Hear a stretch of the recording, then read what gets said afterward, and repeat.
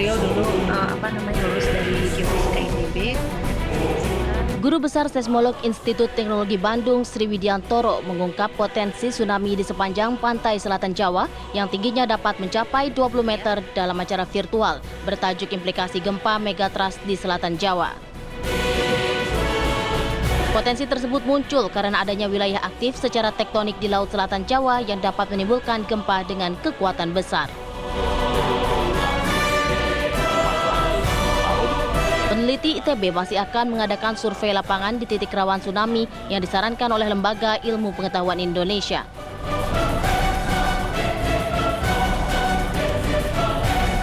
Penelitian geosains kelautan ini memang selayaknya dilakukan secara detail, terstruktur, dan masif. Mengingat hasil penelitiannya dapat dimanfaatkan untuk melakukan mitigasi bencana ke depannya. Tim TV One mengabarkan.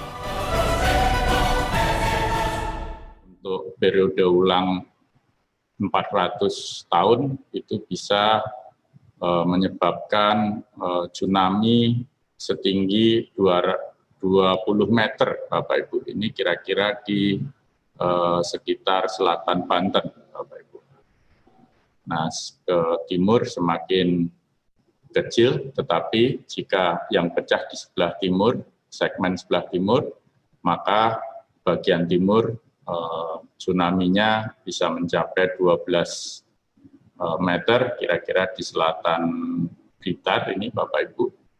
Bagaimana kalau segmen yang barat dan timur pecah bersama, seperti yang terjadi di Tohoku 2011, maka kita lihat yang di sebelah barat, seperti tadi, bisa mencapai 20 meter ketinggian tsunami-nya, sebelah timur sekitar 12 meter, namun rata-ratanya menjadi lebih tinggi kalau pecah bersama, Bapak Ibu.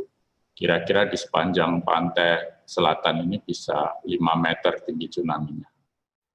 Ini pemirsa kayaknya udah takut duluan ya Bayu ya kalau mendengar ancaman tsunami 20 meter. Tapi kita akan bahas lebih detail sebenarnya seperti apa hasil riset dari ITB dan kemudian mungkin daerah-daerah mana yang rawan akan terjadi tsunami. Kita sudah bergabung dengan dua narasumber. Ada Rahmat Triono, Kepala Pusat Gempa Bumi dan juga Tsunami BMKG. Selamat pagi Pak Rahmat. Selamat pagi, Assalamualaikum warahmatullahi wabarakatuh. Waalaikumsalam. Kemudian juga ada Endra Gunawan, dosen teknik geofisika dari ITB. Selamat pagi Pak Endra. Selamat pagi, Assalamualaikum warahmatullahi wabarakatuh. Waalaikumsalam. Saya mau ke Pak Endra dulu. Pak Endra, ini hasil riset dari ITB yang mengatakan bahwa potensi tsunami 20 meter di selatan Jawa, ini sebenarnya hasil risetnya seperti apa sih Pak? Baik, jadi pada dasarnya begini Mbak, jadi di banyak bagian di Indonesia itu kita sudah mengetahui lokasi-lokasi di mana gempa itu akan terjadi. Nah, salah satu lokasi yang kita ketahui itu adalah disebut dengan zona megatrust itu tadi. Itu ada di barat Sumatera, kemudian hingga ke selatan Jawa, begitu ya. Nah, di situ adalah daerah-daerah yang akan terjadi gempa megatrust.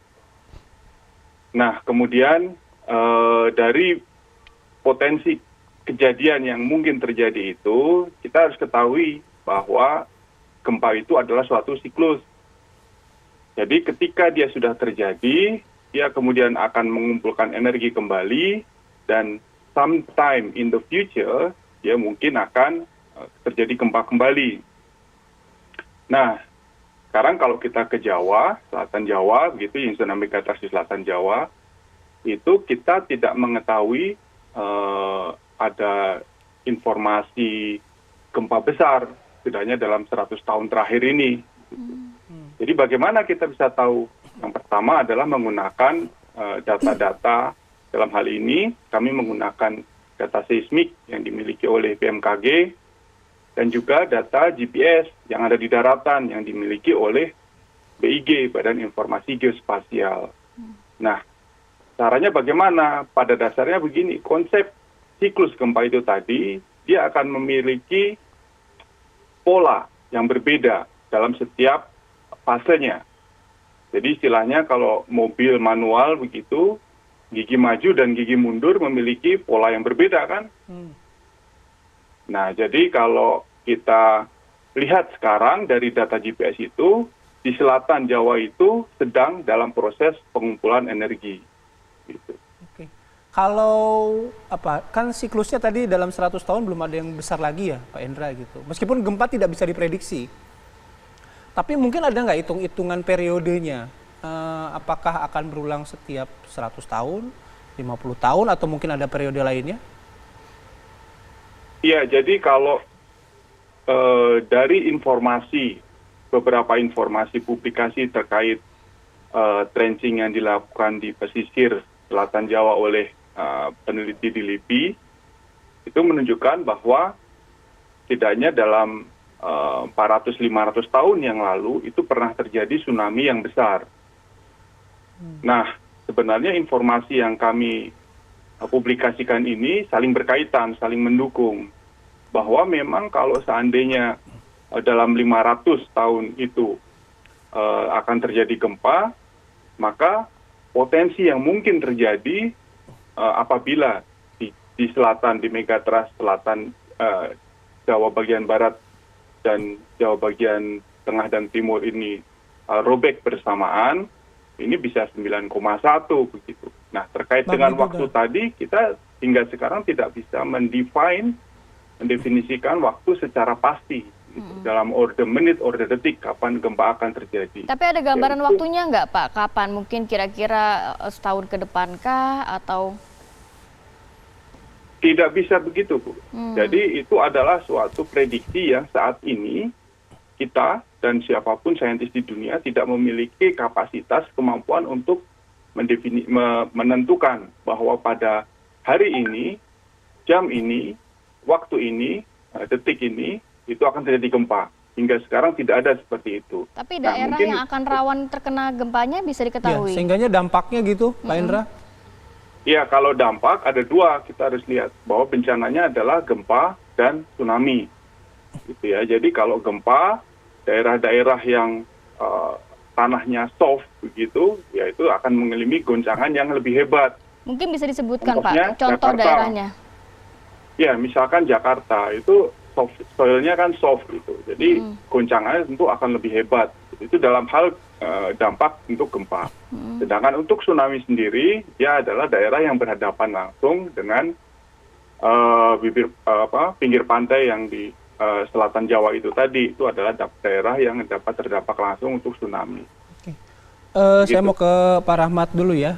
Pak Rahmat, ini penelitian sudah dilakukan, sudah diketahui oleh publik juga, dan BMKG saya yakin juga sudah menerima informasi ini. Pertamanya mengolah data penelitian seperti ini, gimana respon dari BMKG? Iya, tentunya kita apresiasi ya. Terima kasih ITB sudah melakukan riset dan menyimpulkan bahwa ada ancaman gempa besar di selatan Jawa dan dampaknya tsunami sampai 20 meter. Sebetulnya masyarakat kita saat ini ya di pesisir ya, di Sumatera, Jawa itu juga sudah sangat paham bahwa daerahnya itu rawan tsunami. Cuma untuk sampai bahwa ternyata 20 meter ini banyak masyarakat yang tidak tahu. Tentunya kita apresiasi karena dengan riset ini paling tidak ini mensosialisasikan bahwa di sebelah selatan Jawa itu ada ancaman megatrust ya. Jadi sebetulnya ancaman ya tidak hanya di selatan Jawa, di pantai-pantai barat Sumatera ya ada ancaman megatrust juga di sana karena ada pertemuan lempeng. Selatan Jawa, selatan Bali, Nusa Tenggara juga daerah lain juga demikian bahwa ancaman itu ada betul. Cuma kapan terjadi tadi sampaikan Pak Hendra juga sulit untuk diprediksi. Tapi dengan informasi ini tentunya upaya mitigasi ini yang harus ditingkatkan ya. Harus ditingkatkan melalui kegiatan-kegiatan sosialisasi dan lain sebagainya. Kami di BMKG tentunya juga menyiapkan sistem peringatan dininya ya. Memasang perangkat-perangkat warning receiver system, kemudian kita sudah memasang sensor-sensor yang cukup banyak. Dan ini upaya untuk mitigasi dalam hal baik dalam hal kecepatan maupun akurasinya itu supaya meningkat. Baik. Ini memang perlu kita tingkatkan.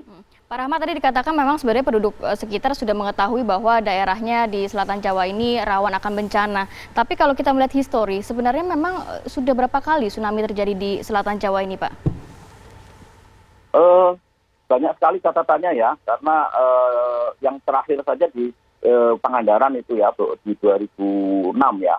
Itu kan baru, itu dengan magnitudonya memang tidak besar ya.